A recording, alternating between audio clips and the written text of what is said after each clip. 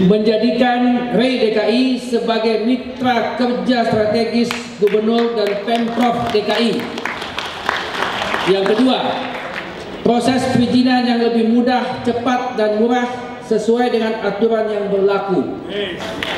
Yang ketiga, bersama menjaga lingkungan dan berkelanjutan DKI sebagai kota global.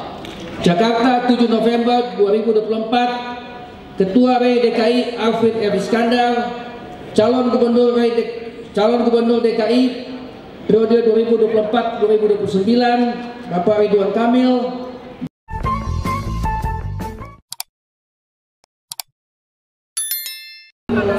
Sama konsepnya seperti pulau sampah, siapa ya di situ? Apa mau dibikin coba? Gini, semua inovasi mengatasi persampahan itu baik.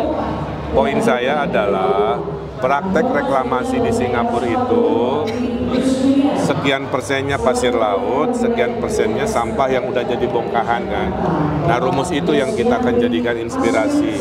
Sehingga di Bantar Gebang yang udah 16 lantai, sebagian dikonversi oleh teknologi jadi bongkahan ala-ala Batako kan. Tujuannya buat apa? Bisa buat membangun, bisa buat untuk mereklamasi, kira-kira gitu maksudnya. Reklamasi itu pakai tekniknya, Pak Dharma itu maunya rusunawa di atas Pasar Jaya itu. Mungkin boleh dijelaskan Kang, bedanya kenapa Kang Emil maunya apartemen gitu? Karena Pak Dharma bilang rusunawa karena dia mau berpihak sama kelas menengah bawah. Apartemen dan rusun itu sama Mbak, ya hanya perbedaan istilah aja. Jadi hunian vertikal itu bahasa KBBI-nya rumah susun. Makanya nomenklatur di perizinan juga rumah susun. Kalau apartemen itu istilah komersial, bahwa namanya hunian vertikal, bahasa komersialnya apartemen. Apartemen mewah ada bahasa komersial lagi, namanya kondominium. Jadi itu hanya masalah peristilahan. Berarti nggak ada perbedaan? Nggak ada perbedaan. Rencana Akang gimana nih kalau? Ya, namanya pembangunan kan harus ada amdalnya ya. Jadi antara niat baik membangun dengan dampak sosial, dampak lingkungan harus dikaji seminimal mungkin. Tidak ada pembangunan yang tidak berdampak. Semua pembangunan teorinya pasti berdampak. Tinggal kita memitigasi dampaknya seminim mungkin, di mana kebaikan dan kekurangannya lebih banyak mana. Kalau lebih banyak kekurangannya tentu jangan dilanjutkan. Tapi kalau lebih banyak kebaikannya, kebermanfaatannya, saya kira bisa tetap dilanjutkan dengan mengadilkan tadi ya, kepada sosial maupun lingkungan. Kalau dari Pak Kang Emil kan bilangnya 150 apartemen. Hunian murah di atas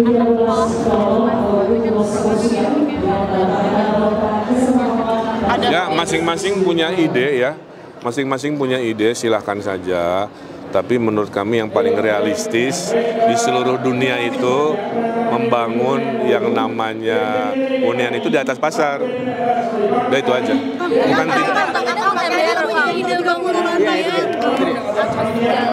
Ada dua tsunami di Jakarta, Kang, di Pondok Kelapa dan juga di Cilangkap dengan skema DP 0. Tidak ada masalah. Di zaman saya DP 0 nanti akan diimplementasikan seluas-luasnya dengan teori baru. Saya udah ada rumusnya insya Allah. Apartemen tadi mau TBR, Kang. Itu inovasi aja ketika lahan habis di negara-negara maju membangun itu tidak harus di atas coupling, tapi di atas jalan, di atas sungai udah banyak contohnya. Hanya kalau peraturan itu ada, maka supply membangun hunian itu titiknya bisa jauh lebih banyak. Ya, saya belum dapat laporan, pokoknya tanya. Dan poinnya itu ke Pak Ariza terkait hal-hal yang sifatnya di luar saya pribadi.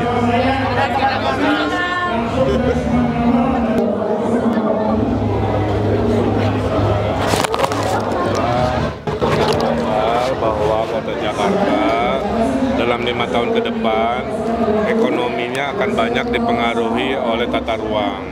Semua yang kita lihat di Jakarta itu dampak dari politik tata ruang ya. Oleh karena itu saya menyampaikan pesan agar bersama-sama gubernur baru kita membangun Jakarta bersama REI yang mayoritas adalah ekonomi tata ruang kan, dengan konsep berkeadilan ya, pengentasan kekumuhan, ada dana renovasi, membangun apartemen buat Gen Z yang murah di atas pasar. Kan saya butuh mitra, maka mereka akan jadi mitra pembangunan Jakarta Kota Global, pembangunan jutaan social housing, itu nanti diserahkan kepada kelompok real estate yang tergabung di Jakarta. Jadi mereka akan jadi mitra membangun Jakarta baru, Jakarta maju yang berkeadilan. Kang tadi sempat ngomongin soal kontrak politik, Kang. Kontrak politik seperti apa maksudnya kayak tadi kontrak politiknya hanya 3 poin, menjadikan Ray sebagai mitra utama, saya kira nggak ada masalah. Kemudian memudahkan perizinan, mungkin dirasakan masih banyak mahal dan lain sebagainya, kita akan bereskan. Yang ketiganya sama-sama membangun kota yang layak huni berkelanjutan.